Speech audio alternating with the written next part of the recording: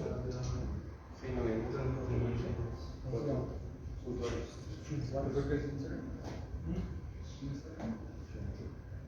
Bueno, quiero saberlo todo, para que lo sepan los tres. No, tenemos la entrevistadora más aguda, yo ya me la conozco. Sí. Pilas con las respuestas. No me importa. Sí, lo que ocurrió en marzo del 2003 no fue mi culpa. Yo pasaba por ahí solamente. ¿Nos oyes? ¿Sí? ¿Sí se oye?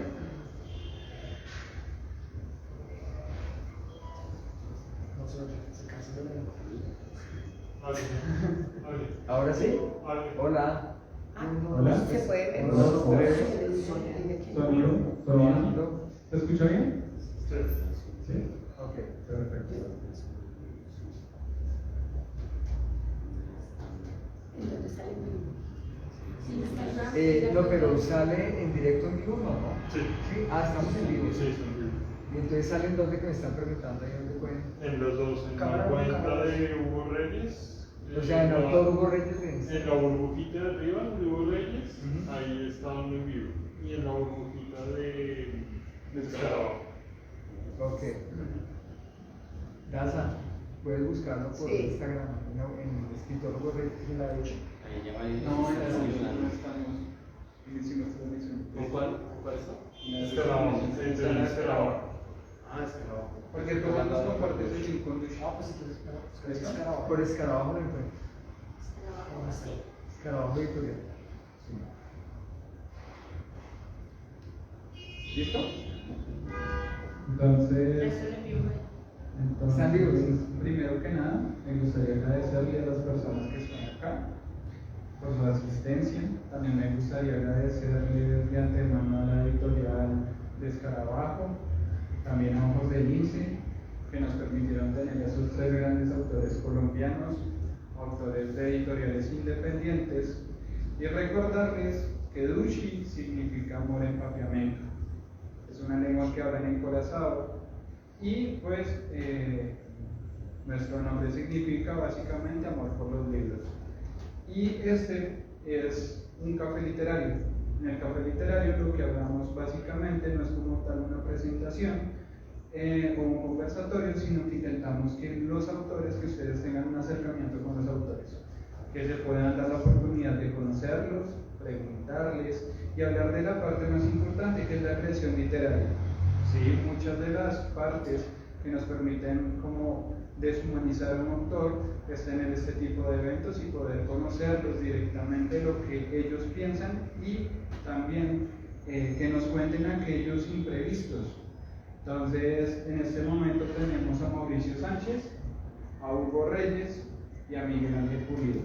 Entonces es para nosotros un gusto y un placer tenerlos el día de hoy acá. Y me gustaría que nos hablaran un poco de su obra. Creo yo que eso es lo más importante en este momento, que ustedes se presenten como es debido, que nos cuenten de qué va esa primera obra, o en tu caso, tu tercera obra, quinta obra, sexta, séptima obra. Entonces, pues la idea precisamente es eso. Entonces, los dejo y esperamos que la pasen muy bien, que disfruten este momento, que saquen todas esas dudas que ustedes tienen en su cabeza y pues compartamos con los autores. Entonces, coméntenos un poco acerca de qué va su obra. Entonces, ¿quieres comenzar tú? Pues, bueno, son 20 años de carrera, ¿no? Ya, 20 años escribiendo, publicando, etc. De hecho, como nos conocimos en ese tramo cuando fuimos a la expedición bicentenario, hitos que cambiaron la historia, que yo fui a escribir mi novela Las ganas de Yuma a esa expedición, Mauricio fue a tomar fotos.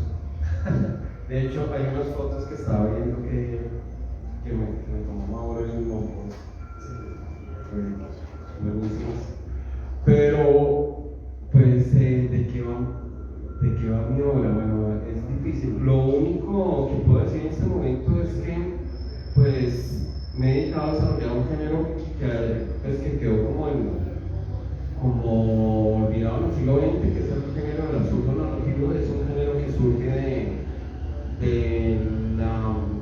ciencia patafísica, por decirlo así, creada por Alfred Yalom, y que este Instituto de Altos Estudios Patafísicos de París, que fundan a principios del siglo XX, pues surgen varias corrientes artísticas, surge el surrealismo, el dadaísmo, el cubismo y el absurdo, tanto en la narrativa como en el teatro. El género, digamos que fue el género que me acogió desde el principio, aunque tenga alguna, como las venas de Yuma, una obra que nada tiene que ver con el género, pero pues era una obra precisa para eso del bicentenario. Pero básicamente lo que he buscado explotar es precisamente el género del absurdo, el género de como la búsqueda existencial a partir de la narrativa absurda. Entonces en eso se me han ido mis otras obras, ¿no? El Palo de Venecia, Síndrome de Miguel de Estocolmo, The Lone Woman in the Road, han sido novelas que han buscado ese género y lo que sigo escribiendo es hacia allá. Y pues también está la otra situación, y es que soy como de los pocos, soy el único que en este momento, no lo digo yo, sino lo dijeron en la peli del libro, es el único que está escribiendo en el género. Entonces digamos que estoy refundando un género en Colombia, cosa que eso es muy difícil, porque eso es como llegar a un páramo y fundar un pueblo y comenzar a construir las casitas, poner la alcaldía y todo eso, y esperar que llegue la gente. Entonces ha sido un trabajo arduo, pero eso ha sido como estos 20 años desde el 2003 hasta ahora, 20 años de carrera literaria. Listo, gracias. Mi obra, en esto tengo más o menos 4 años desde que publiqué la obra, 3 años, y mi obra realmente es la reflexión, después de haber trabajado como tripulante durante muchos años en una línea aérea, un oficio que fue súper interesante, que me enseñó muchas cosas, pero que me generó una gran pregunta sobre el sentido del viaje. O sea, ¿qué es lo que se busca lejos y afuera de uno mismo, y que en el fondo uno nunca encuentra afuera, sino que lo termina encontrando adentro? Entonces digamos que mi novela es eso, mi novela se sumerge pues, en momentos históricos de Colombia de los 80, 90, una etapa muy convulsa, y es un libro que básicamente se basa en una conversación muy íntima entre una azafata que tiene su primer vuelo y un tripulante de vuelo que tiene el último. Y él le dice de una manera pues como muy jocosa, le dice: te voy a contar 2 historias que cuando las escuches te vas a grabar como una zapata de verdad. Y ahí se despliega pues una obra que está escrita como en una estructura parecida a la de las 9 noches, en donde cada historia termina en punta, todos los cuentos se van uniendo, y al final en el último capítulo arrastra todas las historias y termina convirtiendo el libro en una novela. Entonces básicamente es eso, realmente como una reflexión del viaje, y también una necesidad personal de hacer una catarsis de un mundo que fue muy intenso para mí, un mundo donde aprendí muchísimas cosas, donde también sufrí muchas cosas, pero fue una experiencia que me configuró como ser humano, y que en el fondo también creo que me volvió escritor. Yo pienso que allí fue donde empezó mi necesidad de contar historias. Eso es básicamente la obra mía, que se llama Toque de Silencio en la Proporción. Mi querido Mauro. Bueno, estaba tratando de pensar, voy a decir para no caer en básicamente, ¿cómo es la pregunta? ¿Qué va a ¿De qué va tu libro? Yo creo que mi libro básicamente es un ejercicio de liberación. Siempre, porque el libro empezó de esa manera, empezó con unas palabras escritas en cualquier papel que me ayudaban más bien como a liberarme de lo que sentía en esos momentos. Entonces el libro se convierte en un ejercicio terapéutico de alguna manera. Es como dejar salir cosas que yo no quería o con las que no estaba de acuerdo. Y yo creo que todo eso conecta también como con esta idea del estudiante que sigue a sus profesores, yo queriéndolo inconsciente o conscientemente, creo que me empiezo a pegar a los autores que leo, ¿no? Entonces, después empiezo como a revisar y ellos están inscritos dentro de un género y yo empiezo a darme cuenta de que yo los había venido leyendo a todos sin proponérmelo, sino solamente porque me llamaban la atención los nombres, los títulos de los libros. Empezó a sentir que por ahí es la cosa que me empieza a llamar la atención. Y por eso me demoré un montón por el libro, porque quería que fuera también algo muy acorde a lo que había venido leyendo y pensando con relación al texto. Entonces, con ese de qué va mi libro, es como que fue empezar a conectar todo de la mano de la vida y de talleres que fui tomando y de todas las cosas que le pude ir pegando al libro para después articularlo y terminar con este producto. Entonces creo que eso es lo que sí para empezar. Pues si quieres, Quería preguntar una algo. vez. Es que quiero saber cuánto se tardaron escribiendo cada uno su libro. ¿Cuánto duró la gestación y todo? Y el parto, sí. Muy buena pregunta. Bueno, ahora yo no respondí por Excel específico, sino por en general. Cada obra tiene pues, un tiempo concreto, pero pues para ser honesto, este libro realmente lo escribí en un mes. Wow. Digamos que ya tenía como la estructura, sabía que era lo que iba a hacer, pero fue un mes que me metí de lleno en lo saqué en junio, o sea, lo escribí en junio de 2019, escribiendo todos los días 6-7 horas al día. Pero hay otros que me han tomado más, 8 meses, 4 meses, 3. 10 años. 10, no. Bueno, yo sí, 10 años. Realmente sí, 10 años. Pues a mí realmente el libro empieza a raíz de un ejercicio literario que me piden en el primer taller de escritores que yo asisto en la Universidad Central, y me piden para que me admitan, me piden que tengo que mandar un texto, me imagino que lo hacen para ver si uno realmente el tono, no sé, o si uno tiene el propio talento o algo así, no sé.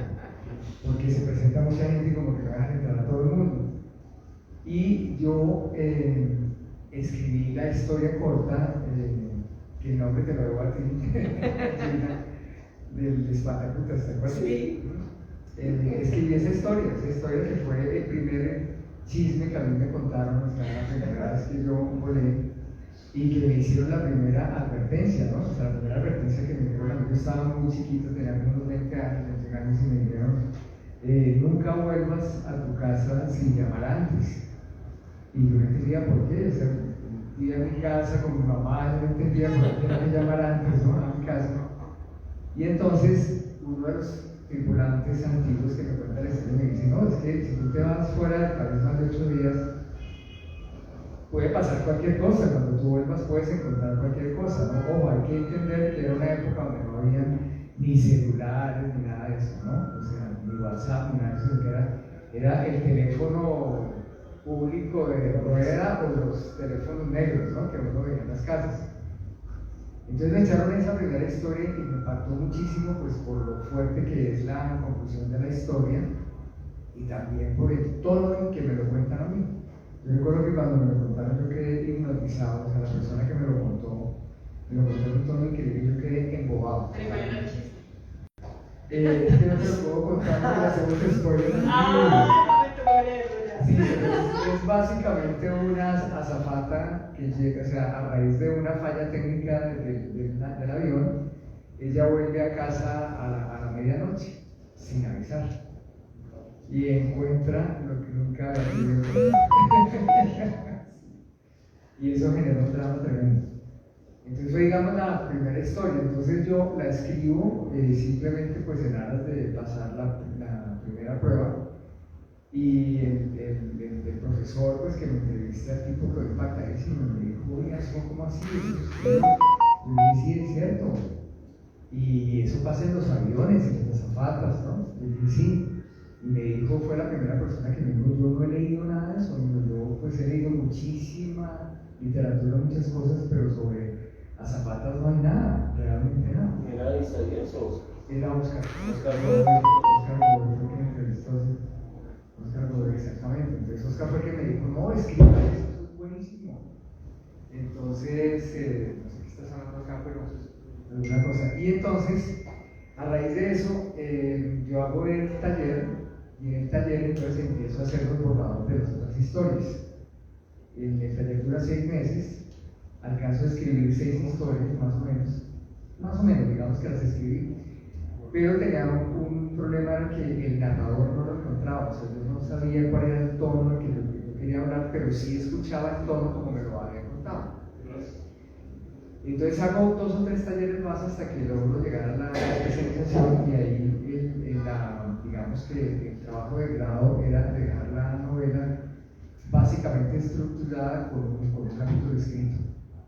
Y estando allí es donde yo descubro la voz de Enola, que es el narrador del libro, y fue impresionante porque fue el momento en que yo me acordé no solo del tono de voz como me lo había contado esa persona, sino de 2 compañeros más que también contaban muchísimas historias, que eran increíbles, tenían un humor y una cosa. Entonces en mi mente uní los 3 tonos, y entonces sale el tono de Enola, que es el que termina pues por capturar al escritor, al lector. Y eso me tomó casi 10 años. Casi 10 años hasta que lo veo. Pero el momento en que ya empezó a hablar, digamos que yo sentí la voz de él, yo le entregué el libro. Entonces ya él empezó a contarlos como él quiso, se iba por donde él iba, y yo solo únicamente le entregaba la información que yo tenía. Sí. El libro pues básicamente lo cuenta él, o sea, realmente yo quedé ahí atrás, ¿no? Como un titiritero, o sea, básicamente sentí eso. Pero fue una experiencia increíble. ¿En qué año fue el curso? El taller de escritores, yo el primero lo hice en el 2010. Bueno, ¿cuánto tiempo me tomó a mí? No sé, yo siento que desde las primeras semanas que, porque no había dicho que yo siento que desde las primeras semanas que empiezo a volar, empiezo a sentir la necesidad de escribir. Pero yo jamás creí que eso iba a terminar configurándose como un libro. Yo solamente lo hacía como un ejercicio de las cosas. Y en la medida en que empiezo a acumular como varios textos, y algunas personas en la aerolínea empiezan a escuchar lo que yo les leía, lo que yo escribía, y como a empujarme a que lo hiciera con más frecuencia, a que lo terminara, es que eso empieza como a armarse, ¿no? Hubo otro momento importante, y es que cuando, digamos que hay un proceso de psicoterapia, ¿no? Y el psicoterapeuta también utiliza la escritura como una herramienta para que tú puedas sublimar unas emociones, hacer esos procesos. Y entonces yo creo que fue como lo que sintió el doctor Hugo, que tenía cuando se presentó para el taller, se vio como obligado a, yo creo que de una manera me pasó lo mismo, ¿no? Como que ahí sentí que todos estaban aquí. Un fantasma. Alguien se está hackeando. Sí, entonces, sí, yo Algo está pasando, ¿verdad? sí, estaba hablando demasiado. Entonces, yo no sé cuánto no tendría una fecha desde que empiezo a trabajar como auxiliar de vuelo, y finalmente, yo puse la novela a concursar en el antes, en algún momento la puse a concursar, y pasó como algunos filtros, y después de eso yo dije, no voy a hacer nada más con la novela, no interesa. Pero muchas personas que habían leído partes me dijeron que había pasado, que no sé qué, y yo, pues bueno, voy a hacerles caso. Entonces seguí con el proceso. Una escritora editora también, Gabriela de la Parra, me ayudó mucho en el proceso. Y finalmente el año 2023, hablo con Miguel y le digo, no, ya cerremos ese capítulo para poder empezar a escribir otras cosas.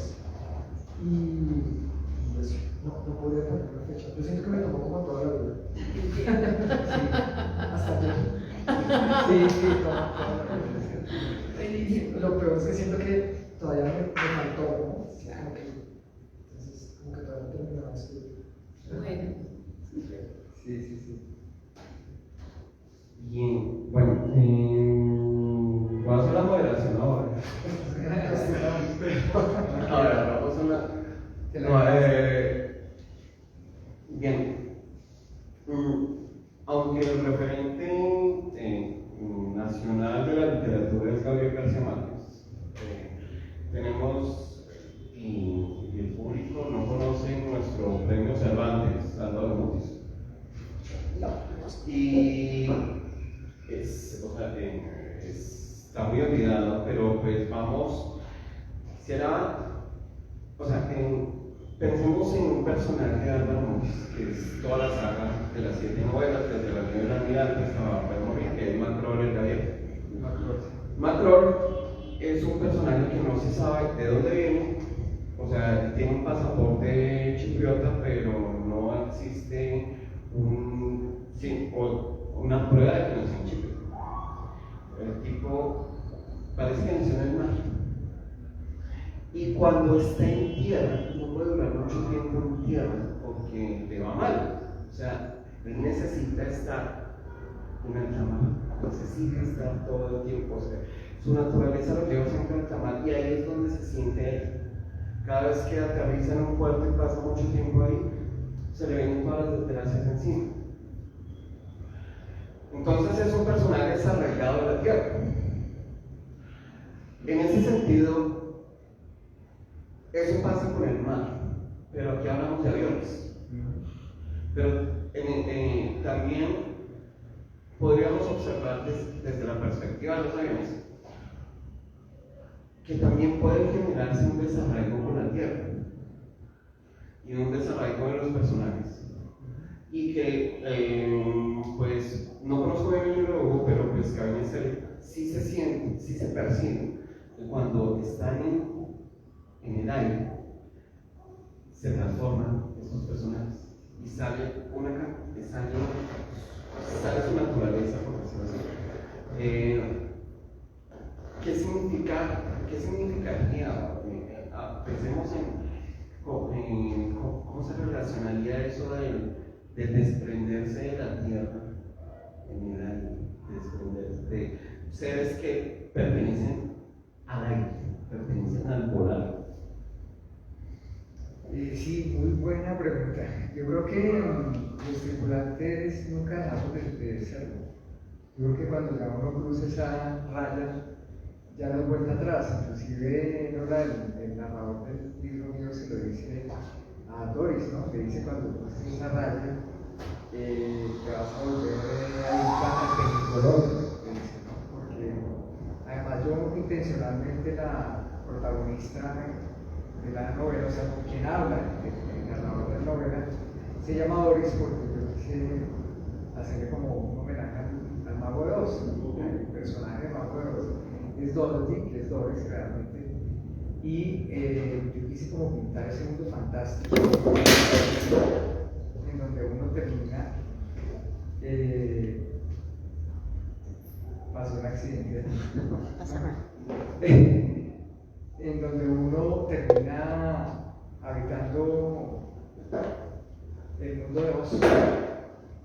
Entonces uno ya eso, por más de que uno se baje a tierra, por más de que uno cambie completamente su modo de vida, digamos, yo personalmente siento como un blues, siento como una nostalgia. Yo ya hace mucho tiempo que no vuelo y hace pues ya casi 4 años que yo dejé de estar en el mundo de los aviones. Y yo no digo que yo me siento muy raro, digamos, yo en tierra me siento raro.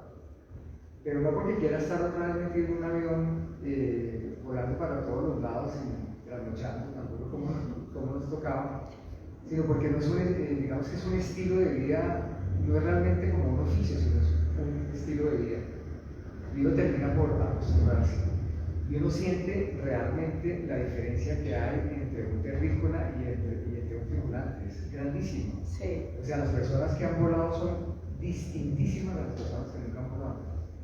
Y a uno le crea esa marca por siempre, es como una marca de agua, ¿no? Con la que uno tiene que vivir. A mí, por ejemplo, una de las cosas que yo siento es que a veces siento muy insípido, un poco insípido. Sí, como muy en secuencia, de lunes a viernes, no sé, como que me falta un poco ese mundo fantástico y siendo difícil y que lo convierte a uno en ese personaje que tú dices que uno se transforma porque se salen no solo los demonios sino los ángeles también. Al mismo tiempo yo extraño ese Hugo también de esa época mucho, la verdad. Sí, yo estaba pensando en esto de cómo lo marca uno otra vez la experiencia de hacer estudiando vuelo, trabajando en un avión. Y es que, así empezar la segunda parte de mi Ya estamos haciendo una promoción ya. Y es que no se sabe, o sea, hay un sueño siempre recurrente, no se sabe, limita como entre la línea del sueño y no se sabe si es una pesadilla, de que uno debe volver a volar. Entonces, en este sueño siempre hay algo que pasa que no permite que vuelva a volar. O se me quedó el pasaporte, se me venció la visa, no tengo la vacuna de la fiebre amarilla. El taxi no llegó a tiempo, no te El recogí. taxi se fue el vuelo. Yo no sé, siempre pasa algo. Me fui sin uniforme al aeropuerto. Cualquier cosa pasa, pero no puedo volver a volar. Y cuando se vuelve, ¿cómo empieza la segunda? Entonces, y con la pregunta que nos hacía Miguel, yo creo que en mi novela se siente principalmente con el nombre del personaje, que nunca está el nombre del personaje. No. Siempre está su alter ego. Y su alter ego es un nombre que él utiliza en vuelo. Entonces es como llevar dos vidas. Es como existe una persona en tierra y otra persona en vuelo, ¿no? Y la persona que está en vuelo es la que está acumulando como esa mayor cantidad de experiencias para poder sustentar su vida en la tierra. Como que no sería nada si no tiene sus vuelos de alguna manera, a pesar de que las experiencias que pueden ser traumáticas o tengan un tono a veces algo transgresor, pero definitivamente ese detalle de que no se conoce el nombre de él original, sino el nombre de su alter ego, es lo que hace como juicio con relación a esa, no puedo estar en tierra, no, pero necesito volar, pero sí, como vivir en ese conflicto, es un poco lo que nos plantea Miguel. Yo quería preguntarle a Miguel, porque aquí hablamos también de destinos, ¿no? Y entonces aparece Estocolmo y yo digo, sí, también vamos por ahí como con la intención de ¿Sabes cómo es? Hablamos de Estocolmo como destino literario. No, bueno, al pensar en el nombre de la novela, inicialmente la novela se va a llamar Nostalgia no secuestro, pero pues no. Entonces, bueno, ¿qué es? El síndrome de Estocolmo es el síndrome en el que la todos se enamora de que la víctima se enamora de su protagonista. Sí. Pues, como habíamos hablado, este es el síndrome, pero muy lejos, porque Bogotá está muy lejos de eso. Entonces, desde ahí comenzamos el juego del ritmo. Entonces, no es tanto la ciudad, sino es el síndrome. El fenómeno existe. El síndrome de Estocolmo, pero en Bogotá. Un síndrome, o sea, hay una frase de David Chamilla que decía que Dinamarca no es Dinamarca. Entonces, pues partamos del hecho de cómo se aplica una cosa tan, pues Europa es todo lo elegante y todo eso, pues satanizarlo a lo que es, pues no, pues básicamente esto es una obra es un concejal,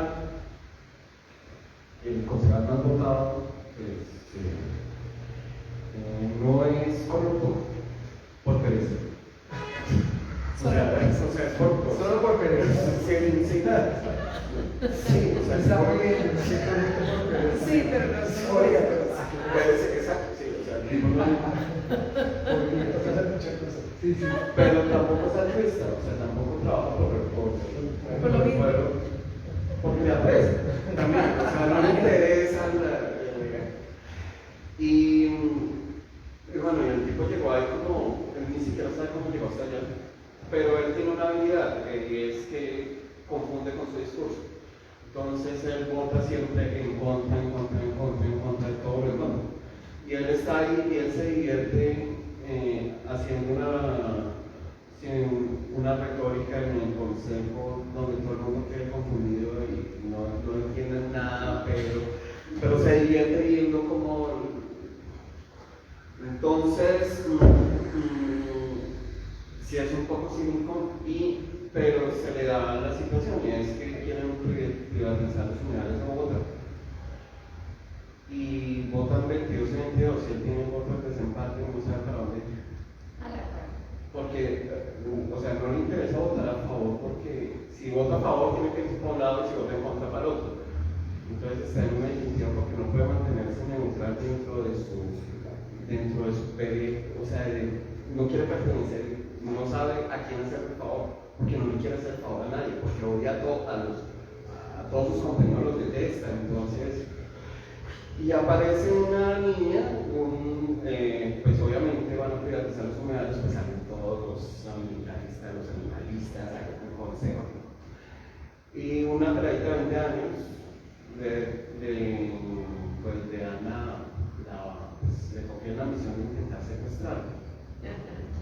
Y la chica logra meterse en un apartamento del tipo con el problema es que tiene 20 años. Es una niña, tiene 20 años. O sea, y entonces pues intenta romper un precolomino en la cabeza, pero pues antes de que lo tenga encima, pues tipo ya se volvió.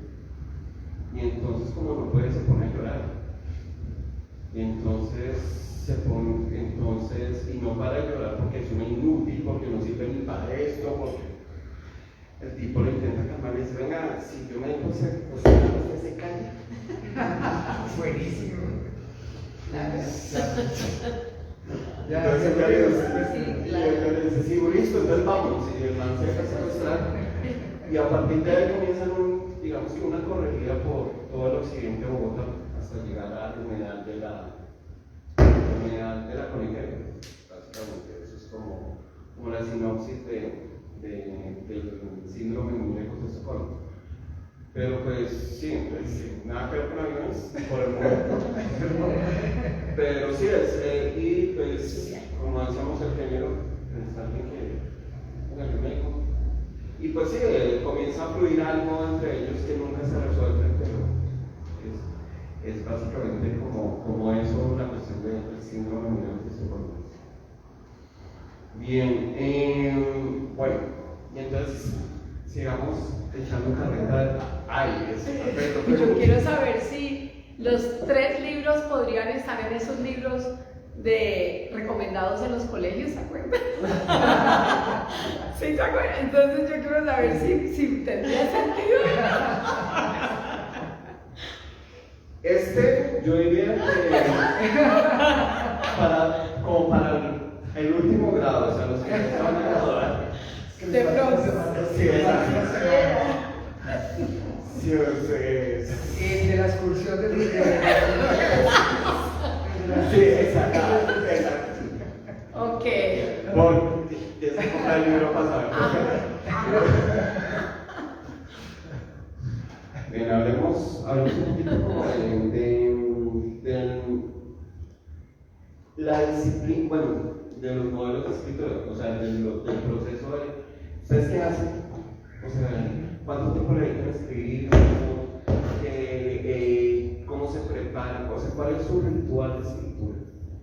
Ya que lo han asumido, ya comenzamos a escribir, vamos a seguir escribiendo, tomamos el rol de escritor, entonces ya eso tiene un tiempo, tiene un espacio, tiene unos rituales, tiene por ejemplo, pues en mi caso es de cierta hora a cierta hora, es decir, de 8 de la mañana a 5 de la tarde, como un buen notario. con cierta música especial, Ok. Adrián Estéreo, las artes de jazz, Sí, te entiendo. procrastinar cada 30 minutos, es decir, mirar otras cosas en internet. Ese tipo de cosas, ¿cómo hacen? Ok. ¿Quieres exacto? Sí. No, dale. Ok. Pregunta difícil, pregunta difícil. Pues bueno, dicen que hay escritores de brújula y de mapa, ¿no? Creo que hay algo así, definen, ¿no? Entonces digamos que los de mapa son los que son superficiosos, que hacen toda una planificación estratégica y todo el cuento, inclusive hacen, no sé, trabajan con posters y todo eso. Hay una cantidad de técnicas como de orden. Yo, la verdad, a mí me han enseñado muchísima técnica, he hecho varios talleres, la especialización y todo, pero yo nunca he podido ser de mapa. Para mí la escritura es de brújula, para mí la escritura es como un tránsito. Entonces digamos que yo empiezo como a invocar, usualmente, digamos en el caso del primer libro, cuando yo escuché la voz de Enola porque me habló, yo sentí la voz súper clara y yo le entrego el libro, al principio de cada capítulo yo le preguntaba, me decía, bueno, ¿tú cómo quieres contar esta historia? Entonces yo siempre me decía, y yo las tenía todas en la mente, conocía las anécdotas, porque casi todas están basadas en la vida real, unas las viví, otras me las contaron, algunas me las inventé, pero yo siento eso, o sea, para mí es casi como un tránsito.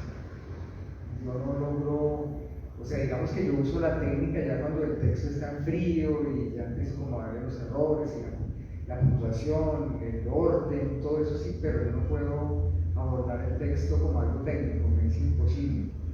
Y me han reprendido muchísimo con eso, me dicen que se pierde el tiempo, que uno debería llegar más preparado y todo eso. Y en el segundo libro que estoy escribiendo lo estoy intentando, pero no puedo.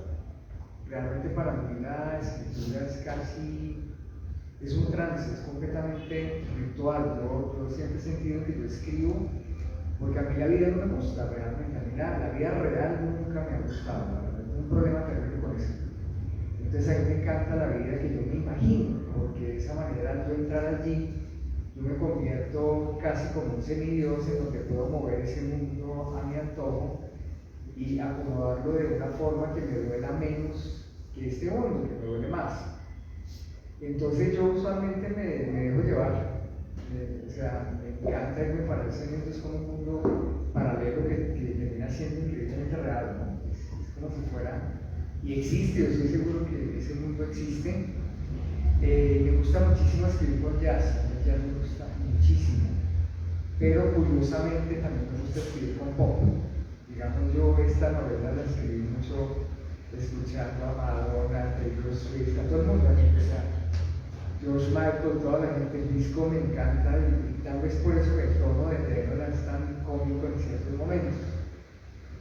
Pero a mí me gusta mucho el jazz. No puedo escuchar a veces, digamos, cuando estoy muy concentrado en el texto, no puedo escuchar canciones, o sea, con letras porque me sacan, ¿no? En ese caso me ayuda mucho el jazz. Y usualmente las ideas me llegan como en la madrugada, entre 4 o 5 de la mañana, algo así. O sea, las ideas importantes, digamos, el primer párrafo, que es el más difícil, ¿no? Tú escribes el primer párrafo y ya el resto es fácil. No soy nocturno, o sea, yo por la noche estoy totalmente tonto, a las 6 de la tarde ya despierto el año. Pero a esa hora de la mañana, que 4 o 6 de la mañana, yo soy completamente lucido y el texto me despierta, porque usualmente yo cuando estoy escribiendo estoy como invocando el texto todo el tiempo, lo estoy masticando. Y de pronto llega atrás, me sale una frase y termino escribiéndolo. Pero es un proceso para mí completamente catártico. O sea, en donde yo conozco la técnica, me la han enseñado, conozco la puntuación y todo, pero si yo empezara desde allí, mis textos serían como artificiales, como muertos. Yo escribo más como desde el corazón, desde el hígado, algo así. Es como muy miserable. Estaba pensando desde donde escribo yo y pensé en la vida, yo, mi proceso, digamos que para, iba a decir, el Signes Back, que era el primer nombre que teníamos, pero para Cabin Stay, el proceso fue digamos que caótico de alguna manera, como ir armando un rompecabezas. De un tiempo para acá, sobre todo para el final de Carnestel, que ya había que construir ciertas cosas puntualmente porque no encajaban, porque no estaban bien articuladas. Sí desarrollé como un proceso donde el café es muy importante. Sí, total. Siempre es como el momento, y me gusta escribir en las cafeterías, me gusta sentarme en las cafeterías a escribir. Entonces, voy por un café, ya tengo mi sitio donde me llega muy bien la luz, donde no me voy a pegar la lisa, ¿no? Ya tengo como un spot perfecto para escribir. Y de alguna manera eso es como empezar a inducirme en el ejercicio de la escritura. Entonces, empiezo siempre con música, digamos que tengo una playlist que escucho, pero a veces siento que es como que la música también me ayuda a cambiar de tonos. Entonces no me quedo solamente escuchando una cosa, sino que lo que la playlist me vaya como diciendo. En ese primer momento es más bien como dejar salir cosas y después sí ya uno empieza a organizar. Pero me quedo, no sé, Robbie Rosa me puede dar unas ideas, Smashing Pumpkins otras, Rage Against the Machine otras, Radiohead otras, y voy como pasando por playlist o álbumes de algunas bandas que siempre escucho. Y también leo, ¿no? Como que entonces el proceso es, llego, café, el libro, los libros que estoy leyendo, reviso 2, 3 páginas y de repente es que siento ya, como que estoy listo para escribir. Se parece mucho al ejercicio, hay un ejercicio que ya no lo utilizan mucho los fotógrafos, pero se utilizaba antes cuando los disparos costaban. Como ahora que uno hace, es un fotomatón y hace una cantidad de fotos que no había que utilizar. Cuando el material era análogo, había un ejercicio que se llamaba cámara inglesa y era hacer tomas sin quemar película. Entonces yo hacía fotos sin quedar registrado nada. Y era como ese calentar el ojo. De alguna manera yo siento que cuando empiezo a escribir, empiezo a calentar con ese ritual. Y cuando ya he leído, entonces saco mi cuaderno de apuntes, empiezo a releer qué cosas había escrito, cómo iba, esto, lo otro, y empiezo a darle aproximadamente 2 horas, lo haré. Trato de procrastinarlo lo menos posible dentro de ese espacio, porque pues, todavía no puedo, yo solo la escritura. Es broken, pero tengo como ese tiempo limitado para poder escribir. Y eso es lo que hago para aprovecharlo. El resto del día también pues me pasa a mí, se me va como en tratar de organizar en la cabeza cosas que escribir. Y también una técnica que leí de uno de mis autores favoritos que se llama Chuck Palahniuk, y es que él decía que los libros también los escriben las otras personas. Entonces la técnica era como poner temas de conversación en reuniones que le pudieran servir para nutrir sus historias y su libro, y que la gente empieza a soltar y a contar y uno solamente escucha, toma nota y con eso también empieza a trabajar, ¿no? los otros días que uno escribe.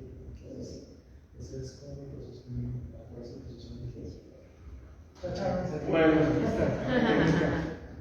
Bueno, ¿cómo es? Pues no sé, generalmente la gente piensa que el escritor siempre es un tipo que está ahí como, no sé, en un escritorio, está mirando por la ventana. Con este clima. Sí, mirando siempre. No, pues sí, como decía, pues generalmente comienza la mañana, ¿sí? La gente ha salido, trabajo, o sea, y yo miro la ventana. Sí, lo primero es mirar por la ventana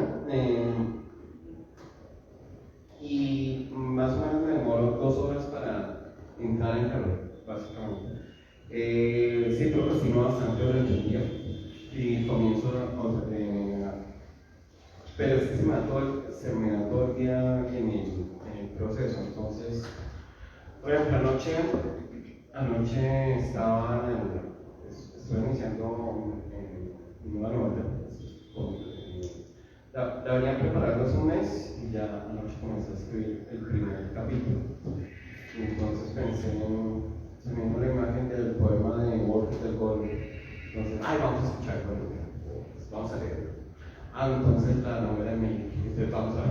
Y así comienzo a saltar de un lado a otro. Pero sí digamos que es como la suma de muchas cosas. Después, sí, no, venga, tengo que leer tal cosa, pero voy a la biblioteca, saco referencia. Se acabó tinto, pues toca ir a. Entonces, después decimos, listo, ya, vamos a comenzar. Miércoles, a ver, no, también damos una vuelta, vamos a estar de una vuelta, porque vamos a repetir la una, vamos a almorzar. Ahora, pasa que después de que uno almuerza, me da sueño. Entonces, no, una hora es eso. Sí, entonces más o menos listo, a las 3:30 yo voy a empezar. Pero volví a dar hambre. Entonces vamos y compramos algo. Realmente estoy comenzando, o sea, preparé todo el proceso para empezar más o menos a las 8 de la noche. Wow. Y escribo de 8 a 10, 2 horas y escribí todo un capítulo. Pero realmente como disciplina, o sea, soy disciplinado, pero soy tremendamente disperso. Y soy tremendamente disperso en el sentido en que la parte más sencilla es escribirlo. Lo complicado es concebir la idea. Lo complicado es concebir las estructuras, lo complicado es maquinar hacia dónde va el sustrato conceptual, los juegos ilógicos, los discursos del personaje. Entonces, mientras yo estoy mamando verlo todo el día, estoy pensando en eso, y estoy viendo, y estoy hablando con el personaje, y estoy viendo la historia todo el tiempo para aterrizar a las 8 de la noche, a las 10, hasta que me llaman por teléfono y hablo así como los sábados, ¿se acuerdan? Cuando se pegaba el teléfono, cuelga tu casa hasta la 1 de la noche. Entonces, digamos que el proceso es más mental para aterrizarlo en 2 horas concretas. Que funciona, pero digamos que yo lo único que le saqué provecho del colegio fue la mecanografía. O sea, fue lo único que me quedó para la vida.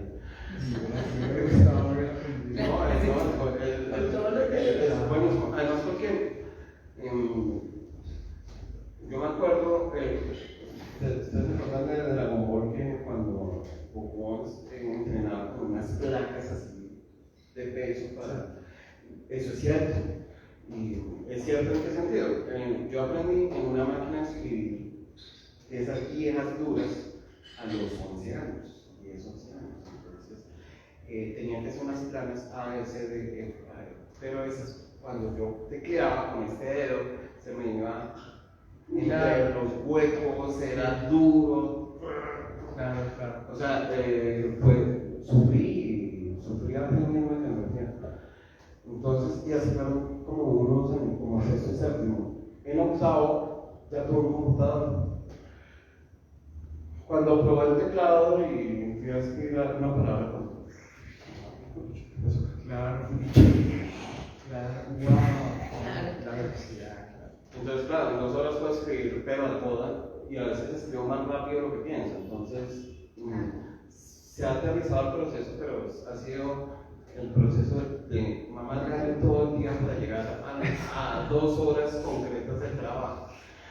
Eso no lo entendería ningún empleador. ¿Me pagan las 2 horas? Sí. Yo quiero hacer una pregunta, y es que ver a Mauricio y a Hugo sentados como estuvieron en algún momento en la oficina. Mi pregunta es: ¿qué coincidencia creen que puede haber escondida detrás de esos 2 libros juntos? Sí, con ambos muy divertidos, pero el uno Mauricio y el otro Hugo. Buena pregunta, ¿no? Sí. Así se sentaron alguna vez. Sí, claro. Trabajamos juntos mucho tiempo, en el mismo pupitre, ¿no? ¿Cierto? En el mismo pupitre, decíamos. En estos días hablando con Mauro para el conversatorio este que estamos teniendo ahora, llegamos a una conclusión, y es que sobre el género, o sea, sobre el tema que hemos escrito nosotros, no existe, digamos, un antecedente en la literatura colombiana.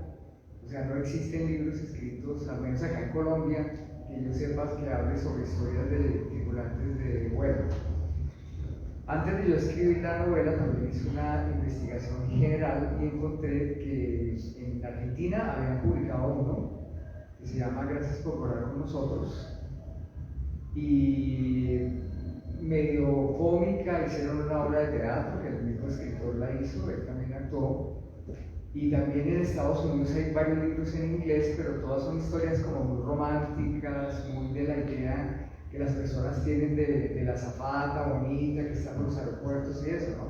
Porque además el personaje masculino como azafato no existe dentro de la mente de las personas. Y más en la época, digamos, de la novela mía, que es en los 80-90. Entonces, me parece muy curioso y increíble eso que Mauricio y yo, en cierta forma, yo empiezo, digamos, con la obra mía y 2 años después o 3 años después Mauricio publica su obra, que viene también de unos diálogos personales que nosotros tuvimos en el momento que estábamos trabajando juntos. ¿Esto fue hace cuánto tiempo? Muchos años, por lo menos 15 años, yo creo, sí, más o menos. Y yo le conté a Mauricio que yo estaba escribiendo, yo le conté que estaba haciendo unos cuentos y unas cosas, y Mauricio me contó el tema con el psiquiatra que lo estaba poniendo pues, a escribir. Yo le dije, escribir es una terapia increíble. Entonces yo pienso que la coincidencia es el hecho de que yo siento que Mauro y yo iniciamos una vertiente nueva dentro de la literatura colombiana, de lo cual me siento súper contento. Son 2 obras que hablan de la misma problemática, que salen de la misma herida, porque los 2 personajes de todas maneras revelan un sufrimiento profundo de las personas que están metidas en estos aviones. Por ejemplo, el libro mío habla mucho de los encierros en el aire, o sea, es un trabajo que es muy claustrofóbico, porque es un trabajo que curiosamente uno entra allí para ser libre, para irse a otro mundo, para abrir puertas a otros mundos. Es completamente al revés. Uno termina encerrado, claustrofóbico, en un hotel, cansado, con rabia, con una cantidad de cosas. Entonces el mundo que uno cree no es realmente eso. Entonces me encanta porque son 2 obras que se narran de una forma distinta, sus narradores son completamente opuestos. El narrador de Mauro es la antípoda de Enola, obvio, pero al mismo tiempo son lo mismo, están hablando y están denunciando en cierta manera lo mismo. Entonces yo digo que la coincidencia no es tan o sea, ¿cómo te diría? No es tan gratuita, sino que son 2 caminos que se cruzan y que empezaron hace muchísimo tiempo. Y vienen pues de personas, porque yo también escribí también como un proceso terapéutico. Porque cuando yo finalicé mi experiencia como auxiliar de vuelo, yo sentí que yo tenía que sacar todo eso, o sea, que yo tenía que entender y concluir qué era lo que había sucedido conmigo después de 20 años de haber estado metido dentro de un avión. Y muchísimos años más metido dentro de una línea aérea, ¿no? Porque yo me bajo pues a tierra, pero sigo trabajando en la industria. Y con tripulantes de vuelo, además, ¿no? En instrucción. Mira, me acordé de algo que por la de Termómetros, la película, ¿no? Sí. Sí, una película argentina que, bueno, cuando Tanguito lo meten a la cárcel, está ahí, el tipo dice, y encuentra al español, le pregunta cuánto tiempo lleva acá, dice 10 años. ¿Todo eso? Y dice, ¿ustedes los argentinos no son esos que dicen que 20 años no es nada? Y dice, sí, pero ese tipo los vivió en París. Claro, es distinto. Es distinto, sí. ¿Cuál es la pregunta? La coincidencia por ahí escondida. No, pues yo aquí creo que me devuelvo a lo que había mencionado Hugo en algún momento, y que mucho que en buena parte escribimos porque no estamos de acuerdo con la realidad, como la manera de decir, "Oiga, esto está mal, yo voy a escribir mi versión de cómo debería hacer esto", ¿no? Poniendo además menos cosas, claro, dependiendo del autor, la época.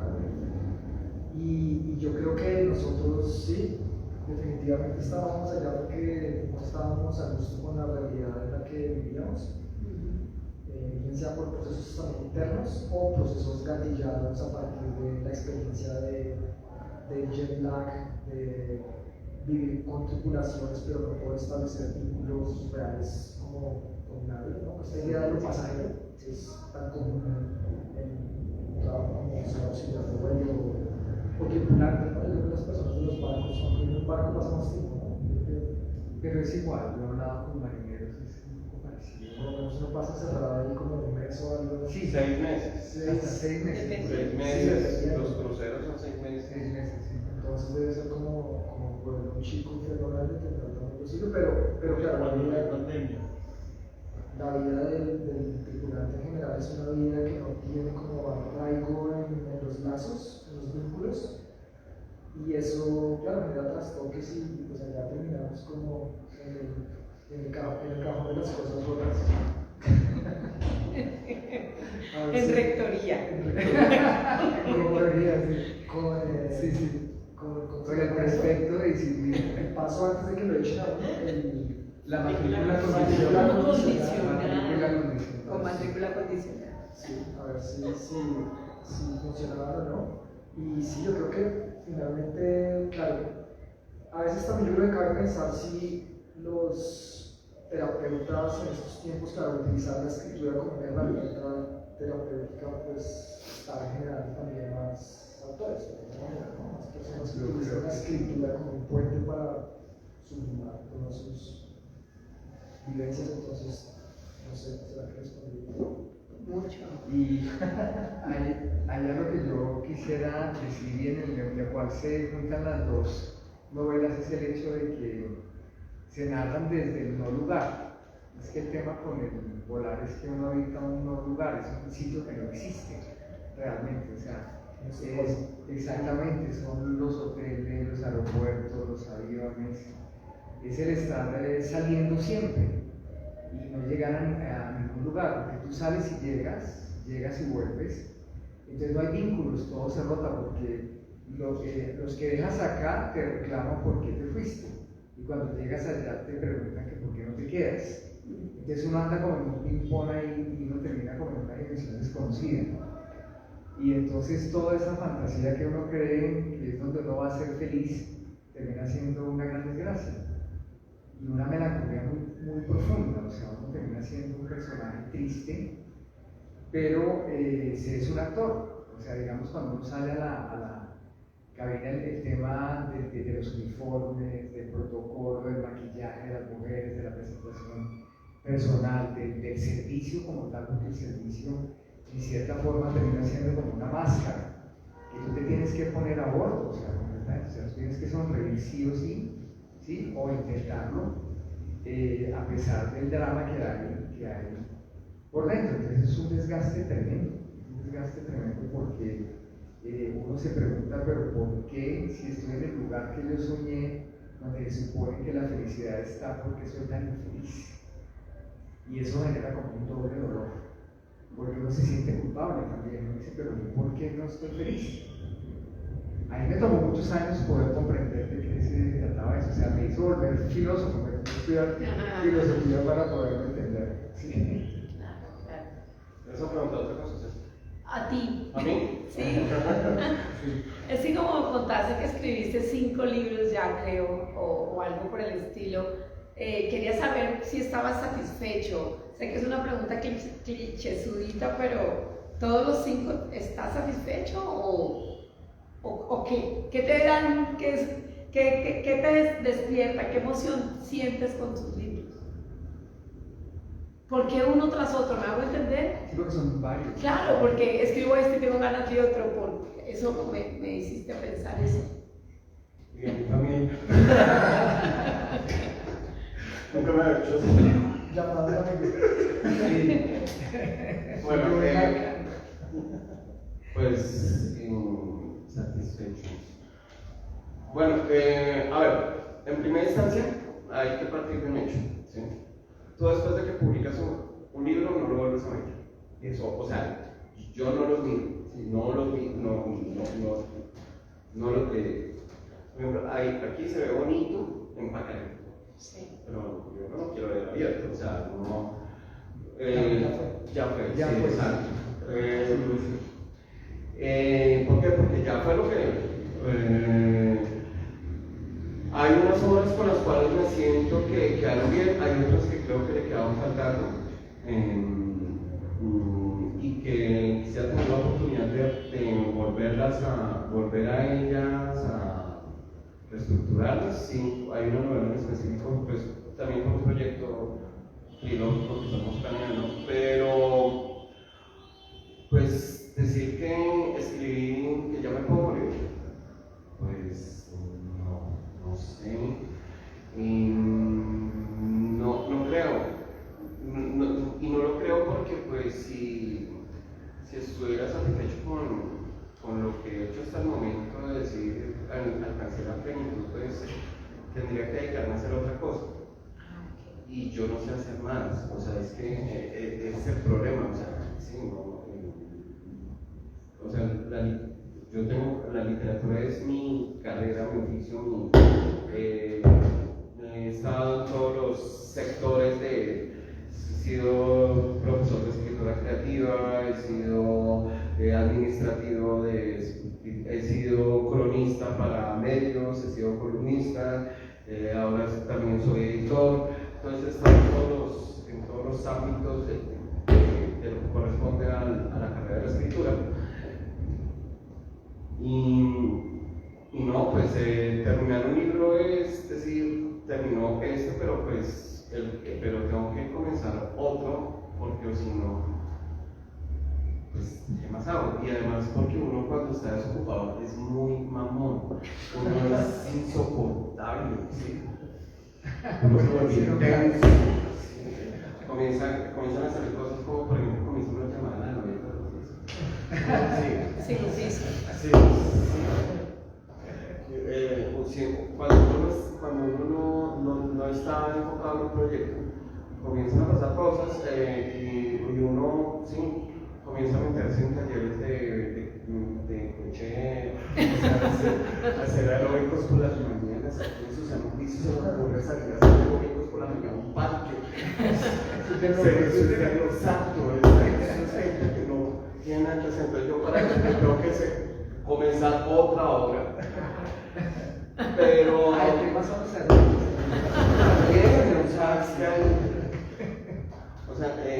a eso es también la insatisfacción de la realidad, es que hay mucha cosa que no está bien en la vida, como eso, como montar en bicicleta, como comer saludable, no sé, como comer verduras, como querer, no sé, vivir más tiempo, o hacer drogas, no sé. Hacer cola. Como querer ser para que, no sé. El caso es que el punto es que sí creo que he logrado cosas en la literatura, pero pues todavía me falta bastante, todavía me falta concretar cosas, digamos que después del próximo libro que sale ahorita en un par de meses, termino un ciclo de mi obra y comienza otro con lo último que he estado haciendo. Ya es otro nivel, me siento en otro nivel de escritura, pero ese nivel también tiene techo, también te va a pedir otros y otros. Y tú nunca acabas en eso. Por eso uno no le da pensión en eso, porque uno no deja de trabajar nunca. Entonces por eso uno no cotiza pensión. De acuerdo. Voy a hacer una pregunta ya y no molesto más. ¿Qué palabra borrarían? Borren una palabra de las que conocen. De todas las palabras que conocen, eliminen una de su lenguaje. ¿Me hago entender? ¿Del libro? ¿Qué palabras? No, de las que conocen en todo. Okay. Descarten una palabra que no sirva para nada, una palabra que La van a sacar de cualquier cosa que digan o escriban. ¿Qué palabra no? Pero es que le ganó uno en la cabeza con todo eso.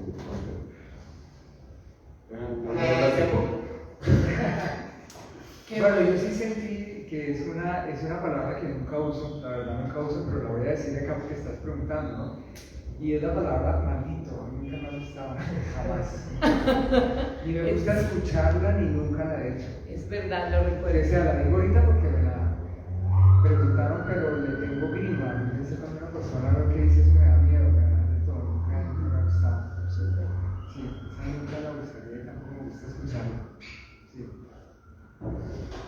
No sé, estaba pensando cuál puede ser.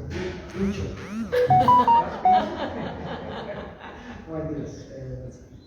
¿Cómo se llama? Es la palabra cuando uno pone la otra mejilla. Es que hay una palabra específica para eso. Que si uno le pone, que si uno le pega una cachetada y con la otra mejilla. Eso es Pendejada. Eso es ¿Humillarse? Sí, es bíblico. Es bíblico, sí. Sí. No sé cómo se llama. Pero ¿cómo será que ya la borré? Ok, perfecto. Esa. Muy bien, muy bien. Sí, tal vez no. Estaba pensando. ¿Cómo se llama esa palabra? Hay una palabra Sí, así, eso. Sí. De poner la otra mejilla, Poner la pero otra eso es mejilla. una palabra. Queda de tarea. Tarea. Miguel Ángel está pensando y pensando y pensando. Yo no diría tantas palabras. A mí se me ha ocurrido más que palabras ciertos lugares comunes. Pero los lugares comunes son palabras compuestas, son como dentro del concepto de la teoría poética, es lo que se llama un hecho singular. Entre la teoría poética y la lingüística, un hecho símbolo es cuando una frase se convierte en una unidad y esa unidad representa algo en específico. Entonces, lo que me rayan son frases de lugares comunes. Por ejemplo, hay una que me raya bastante, me hace bastante ruido, y es, por ejemplo, cuando dicen es una triste realidad. Eso me raya. Bueno, si es Sí. más lugar común, no puede haber. Exacto, exacto. Sí, Sí, exacto. Claro. Ajá, exacto. Por ejemplo, calles polvorientas. Eso a Gabriel García Márquez le funcionó. Sí. Las calles polvorientas le funcionó perfectamente. Pero a él, ya. O sea, pues ya, y es sello hermano y todo eso, pero no tenían por qué replicarlo entonces. Entonces, cualquiera que va por una calle de Córdoba y va por una calle polvorienta, entonces se vuelve lugar común. Entonces, y por ejemplo, cuando uno está evaluando, revisando textos, dice, y comienza a ver estos lugares comunes, y comienza a ver un ruido. Uno de los consejos que uno da, y creo que es cuando algo le suene muy familiar, hay un problema. Cuando algo le suena demasiado familiar, es que no es tan original como tal. Entonces, porque hay toda una historia ahí. Pero sí, yo sacaría lugares comunes que uno le hacen escalofríos cuando los escucha. Cuando quieres ser creativo, qué bueno. Hay algo que yo quisiera comentar, me parece que ya estamos como finalizando, ¿no? Creo, no sé cómo estamos de parece que sí nos está como cortando. ¿Hay tiempo? Sí. Acá hay como un problema acá. No, hay algo que yo quería decir sobre el proceso de escribir. Y es que yo siempre he pensado que el libro en últimas es como un cascarón. Es como el producto final, porque realmente el libro es uno mismo.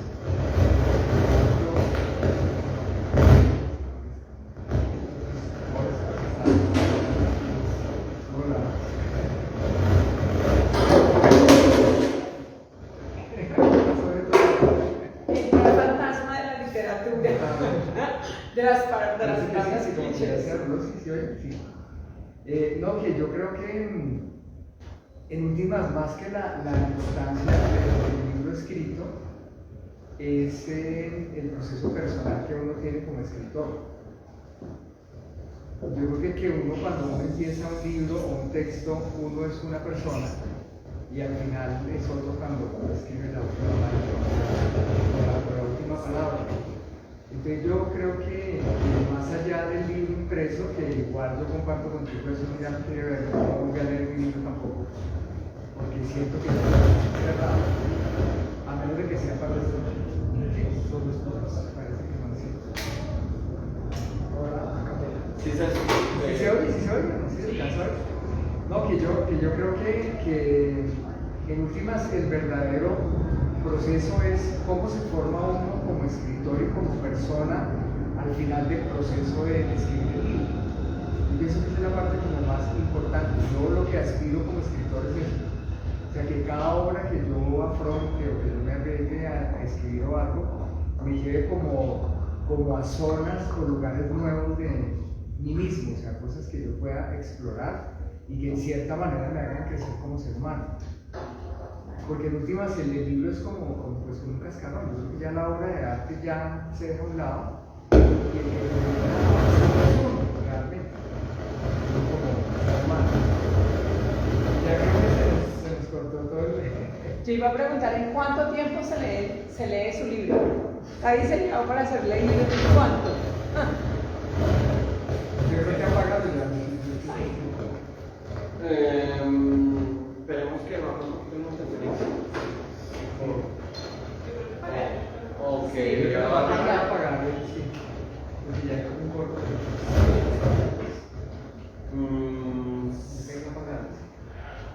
Bueno, Hashtag es mejor el libro en papel. sí, ya te voy a decir algo con respecto a eso que tiene que ver con lo último que yo pensaba. Bueno, pues me han dicho, hay personas que me dicen que lo han leído en 2 horas. No, buenísimo. Sí, que Lo de pues oro. son 176 páginas que se han leído en 2 horas. Pero pues hay otros que ya han tomado. Eso es como según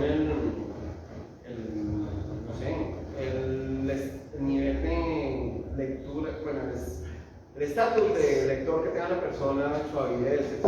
Entonces, no se puede determinar como en cuánto tiempo se lee. Bien, con respecto a la cuestión del papel o lo digital, hay una cosa que creo que lo digital, o digamos lo virtual, nos está sobrepasando. Nos está sobrepasando ya, o sea, ya está sobrepasando lo humano.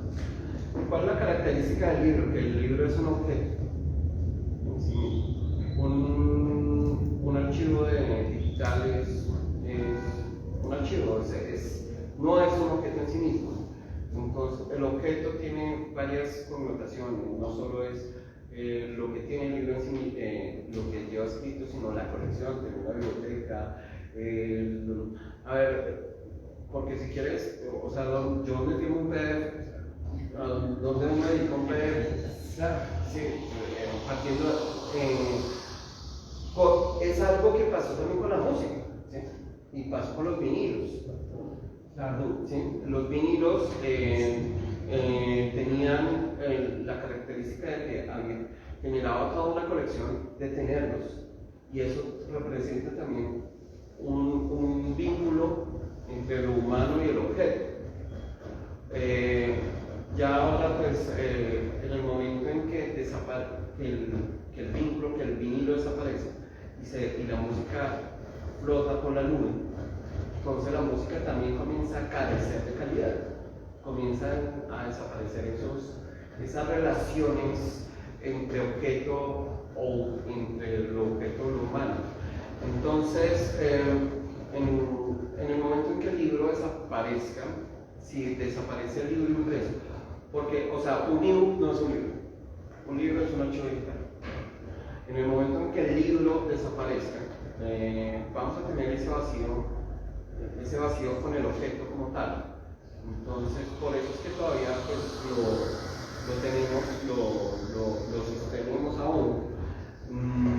Pero entonces son dos cosas distintas. Un ebook es un archivo completamente despersonalizado y completamente que no lo puedes colgar, no lo puedes poner en ninguna cara, no puedes generar todo un vínculo de relación con él. Y entonces pues el libro seguirá, mientras el libro exista, seguirá habiendo ese vínculo entre el objeto y lo humano. No sé si está funcionando esto, como que no. No es solo por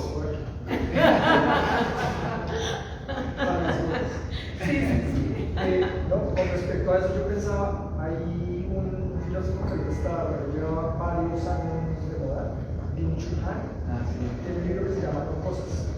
Y en el libro No Cosas habla de las fuentes. Lo apaga, voy a apagar el coso ese. Sí, apaga.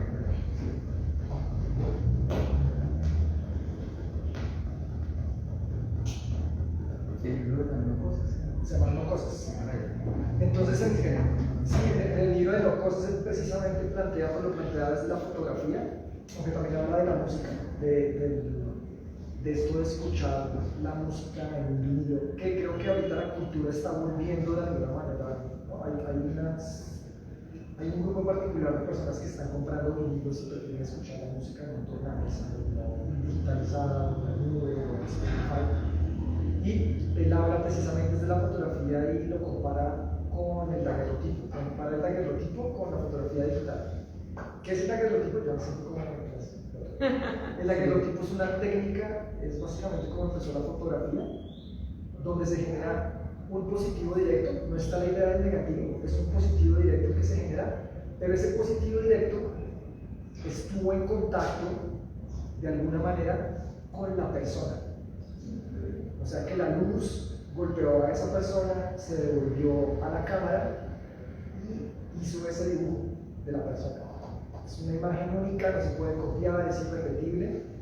Y entonces se lo compara con lo que es la fotografía digital. Al ser la fotografía digital una conversión de un algoritmo que traduce impulsos electrónicos, impulsos electromagnéticos en un sistema de bits de ceros y unos que corresponden a un color, y cómo se inventa el color por un fenómeno que es de interpolación de color. O sea, ahí es donde uno dice que esta línea de lo real, ¿no? de verdad, lo que tuvo contacto con lo humano, y cómo lo otro es una creación totalmente, digámoslo, arbitraria, pero aceptada por la cultura, por problemas económicos, que es más barato. De producción también. Sí, todo en términos del capital. Del capital. Entonces, sí, me acordé de esa historia de lo diferente que es lo físico, lo que tuvo contacto con lo humano, como el resultado de un proceso, a una pieza o un archivo que no sabemos de dónde vino, qué tanta manipulación tuvo. ¿No? Entonces, sí. Y es que la diferencia del sonido análogo al digital, tengo entendido, es que lo análogo, sacándolo por el disco, el long play que uno ponía, es que la aguja cuando cae, o sea, no solo lee el surco, sino que también capta el aire alrededor del sonido. Entonces es un sonido vivo, a pesar de que uno oye es vivo. En cambio, los digitales están perfectos que está muerto, o sea, no tiene aire alrededor.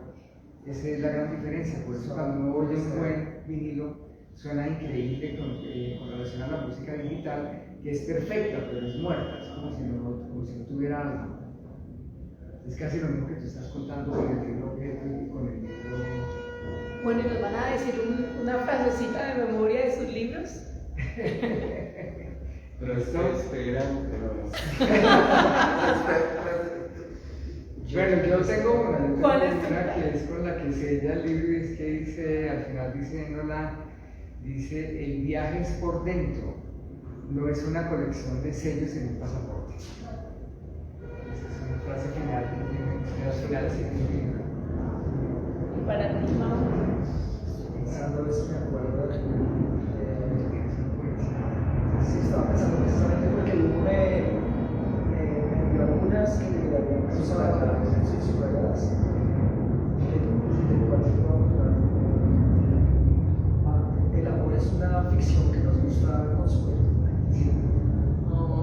muy buena. El amor es una ficción Que nos gusta consumir. consumir. Para ti, Miguel Ángel. Bueno, Así sea. Me estás preguntando de un libro que no veo desde abril de 2023.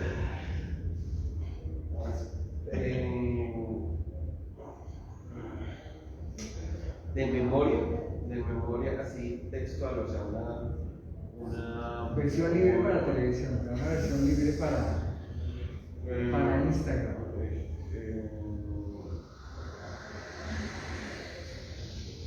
Hola, no me partiste.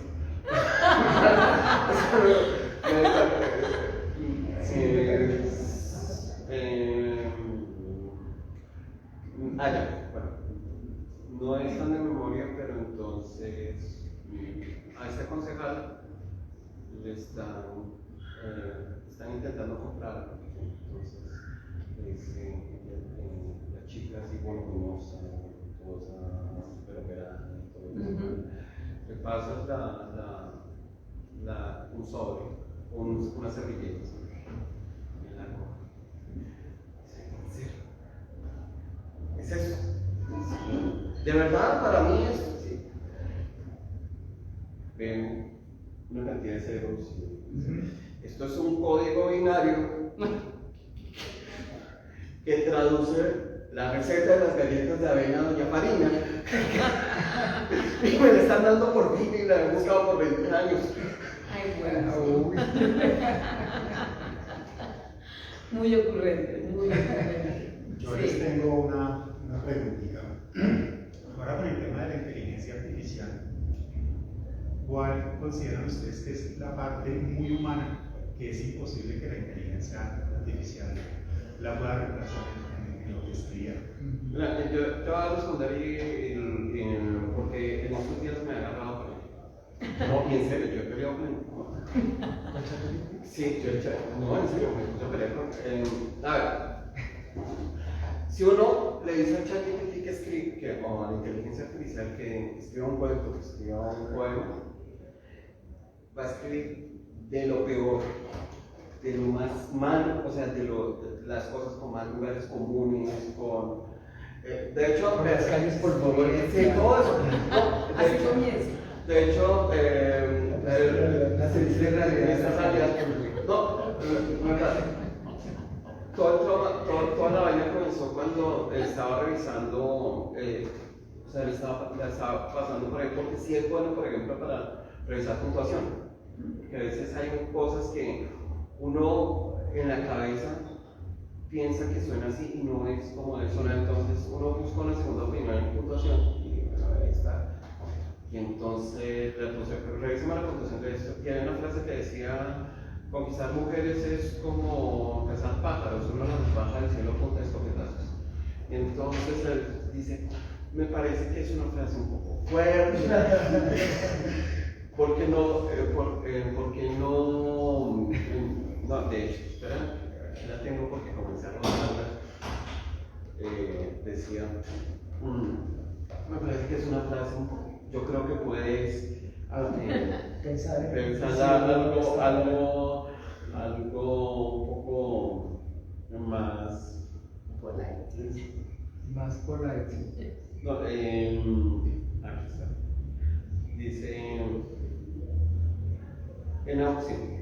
Entonces, considera revisar el tono para evitar connotaciones negativas. Alternativamente, podrías reescribirlo para una mayor claridad y respeto. Enamorar a las mujeres es similar a cazar pájaros. Uno las atrae de su altura con paciencia y esfuerzo. Es una inteligencia emocional moralista. Claro, entonces, bueno, entonces ese es el nivel de. Resulta que uno le pide una cosa y después se pone un poco como creativo, ¿sí? Y entonces el perraco, la inteligencia, comenzó a cambiarme el texto. Cuando fui, revisé sus puntos, cuando veo, yo escribí esto. Esto es muy pendejo para. Sí. O sea, yo escribí esto, esto es muy. Sí, eso. Entonces le dije: venga, le pedí que me cambie. Yo no le pedí que me escribiera el texto. Le dije: a ver, querido, El escritor soy yo. Usted no es el escritor. Yo soy el escritor. Mis tardes con la inteligencia artificial. Yo no soy el escritor, o sea, el escritor soy yo, ¿no? Y me responde, o sea, y creo que algo de conciencia tiene porque dice, sí, lo siento, yo no soy el escritor de la manera convencional, solo daba algunas ideas que podía mejorar. Pues lo empeoró. No, y hasta creo que se pidió disculpas, dijo que no estaba al nivel, etc. Pero entonces, ¿cuál es el punto? Que los niveles de creatividad, o sea, de generar mundos posibles, a esos niveles todavía falta muchísimo, porque siguen siendo procesos algorítmicos y siempre van a ser, entonces van a escribir, la inteligencia artificial va a escribir a punta de referencias de lugares comunes y eso es lo que hace. Entonces, desde lo creativo, no se va a poder. Pero yo sí creo que, no sé, el todavía es muy importante ahí, porque yo no tengo en mi idea esto de Terminator. Sí. Yo creo que sí va a llegar un punto en que la inteligencia artificial tenga esas competencias y pueda hacerlo, ¿no? Un poco como lo que ocurrió con los jugadores de ajedrez en algún momento, cuando las máquinas jugaban contra ellos y llegaron a ganarles. Y lo mismo. Yo creo que en algún momento va a evolucionar tanto, y creo que por eso hay tantos miedos, ¿no? Puede suplantar en cualquier momento, en ese momento va a llegar. Estoy aprovechando. Súper. Sí, aunque yo creo que el tema difícil es como el claroscuro del alma humana, ¿no? Digamos, cuando tú estás escribiendo, de todas maneras, como escritor uno pone eso, ¿no? Esa parte que uno tiene, la sombra, la duda, ¿no? Que eso es lo que lo acompaña durante todo el proceso a uno. Yo creo que las máquinas todavía pues están muy lejos de poder percibir eso. Están lejos, pero... Porque es que lo humano es la falla, ¿entiendes? O sea, lo que el tema es ese, o sea, que como lo técnico es lo perfecto, lo que se puede medir, como lo frío, yo pienso que la parte humana es la falla, la duda, el perderse, el error, que eso es lo... Y la perfección en el arte lo aburre. Por ejemplo, hay un escritor que para mí es tremendamente aburrido, y es un premio Nobel, que es Mario Vargas Llosa, y es tremendamente aburrido de lo perfecto que es, o sea, en su técnica narrativa es impecable, es tan impecable que aburre. Sí, entonces, es impecable. Y de ahí que los libros de culto realmente son sucios, ¿no? Sí, inclusive tienen errores de ortografía. A ver, intentemos leer el Ulises, y la última parte del Ulises no tiene ninguna estructura, no tiene nada, o sea, es un entonces, precisamente esa perfección simplemente es una forma estructurada rígida, y pues la creación en cualquier disciplina artística necesita la libertad de la posibilidad. Y el mugre, ¿no? Es que lo humano tiene mugre, tiene ruido, tiene todo eso, porque lo divino es impecable, entonces esos son como los dos polos. Y eso es lo que hace interesante una obra de arte. Inclusive muchas veces las cosas imperfectas, ¿no? De pronto resultan siendo mágicas. A veces uno termina haciendo una frase que uno considera que es un error, o que se perdió uno, y cuando de pronto uno la lee uno dice, wow, esa es una cosa nueva. Pero viene de un error, de un despiste, algo así. ¿Nos regalan su próximo título? ¿Cómo es? Sí. No. ¿Cuál es el siguiente? Bueno, yo puedo anunciarlo porque Ahí está. Porque, pues sí, ya estamos a como un mes y medio de lanzamiento. Entonces, sí, mi próximo libro se llama Suntuarios, y es un libro de relatos extensos, son como 4 micronovelas. Suntuarios, y pues vamos con mucha fuerza con ese libro. Chévere. Mes y medio. No, yo el título sí no lo puedo ver. Me lo roban. Ok. Sí. Pero es una historia de un conflicto familiar. Ok. Sí, muy complejo. Es un narrador completamente distinto a mí, ¿no? súper distinto y es un conflicto familiar complicado. Sí. ¿Y Mau, has pensado ya? Sí, precisamente creo que boté ese spoiler. He pensado mucho en cosas rotas.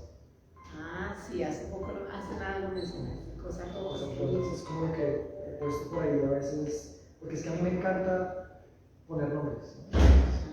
De hecho, con nuestro perro fue como toda la experiencia, qué nombre le vamos a poner. A mí me encantan los nombres y creo que es la parte que más disfruto. Entonces, durante todo el proceso de escritura voy pensando, ¿qué nombre podría tener esto, no? Porque a los libros que me he acercado, desde que empecé como a irme a las librerías y a comprar libros, siempre el título me impactaba mucho. Sí. Lo que más me gusta es Rascar de los Sobacos, de Bukowski. O sea, como en serio le puse ese título y me lo llevo. O música de cañerías. Música de cañerías. El título me encanta, música de cañerías. Porque a veces son traicioneros. Sí. Yo una vez compré un libro que yo creía que me iba a acabar, o sea, que iba a ser. Wow. Y no, me defraudó. El título del libro se llamaba En el cielo hay alguien que te odia. Yo dije, Lo máximo. Y no. No había nadie que Y en el cielo lo No, amaban, o sea, y en el cielo lo amaban. por eso no, no pensé que era una cuestión así bien Claro. irónica, no, era de una estupidez de un niño de 15 años deprimido y su depresión a los 15 años. Hay uno por casa. Entonces pues, sí, pues Claro. bueno. Vale, gracias. Muchas gracias. Maravilloso.